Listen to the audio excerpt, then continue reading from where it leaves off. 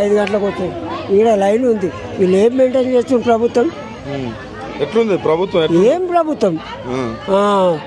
మందికి మోసాలు చేసి కాలు మెట్టలు కొనిండు ఆడలకు.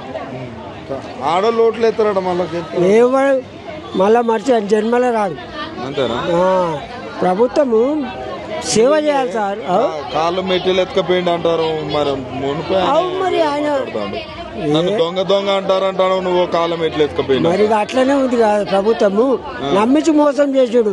మునిగే కోసి ఏం నమ్మించి పింఛన్ 4,000 ఇస్తాను ఇచ్చిండా? ఇంతవరకు ఆడలకు వరకట్నం ఇస్తాను ఇచ్చిండా సార్? మేము కరెక్ట్ చెప్తున్నాం. మేము ఏం మోసం చేసి చెప్తలేను నేను. నాకు కూడా ప్రభుత్వం కేసీఆర్ ఉండగా కొద్దిగా 3,000 ఇచ్చి అవో ఇచ్చిండు చేసిండు. మరి ఇప్పుడు ఇంత నువ్వు చెప్పి చేస్తే మాకు మోసం చేసినట్టు కాదు. నాకు కూడా పింఛన్ వస్తుంది 2,000 అని. ఇప్పటిదాకా నువ్వు 4,000 ఇస్తాను. ఎందుకు మాట చెప్తున్నావు?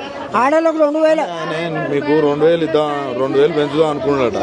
మరి ఆయన ఎక్కడికైనా పోతే ఆయన దొంగను చూసినట్టు చూస్తారట. మరి ఏం చెప్తాడు ఆయన? అట్లే అంటారులే, నేను అంటా ఇట్లనే.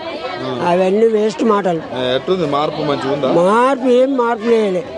ఆయన ప్రజలను మోసం చేసి గెలిచిండు. ఏం లేదు ఆడ. అంతేనా?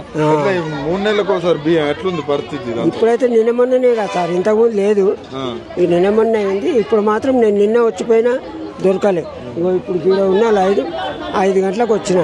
పొద్దుగాల టిఫిన్ తెచ్చుకొని నేనే ఉన్నా. ఇప్పుడు ఇంకా కాలేదు. మీరు ఆలోచించండి సార్. మాకు కూడా గరీబులకు సేవ చేయాలి. నువ్వు ఒకటే సీఎం కాగానే నువ్వు మంత్రి పదవులు చేస్తావు. నువ్వు ఇంకా ప్రజలకు వెళ్ళి చేస్తావా? మంత్రుల పదవిలే సరిగ్గా చేస్తాను. మంత్రి పదవులు ఇస్తలేవు ప్రజలకి. మరి అట్లా కూడా నాకు తెలియదు. నేను రాజకీయ నాయకుడినే. ఎందుకు చెప్తున్నా? నేను తప్పు అంటలేను. నువ్వు మంత్రుల పదవి కూడా ఇప్పటిదాకా ఇస్తలేవు. ఏమి నువ్వు వాళ్ళకే చేయకుండా ప్రజలకేం చేస్తావు? రైటా సార్? నేను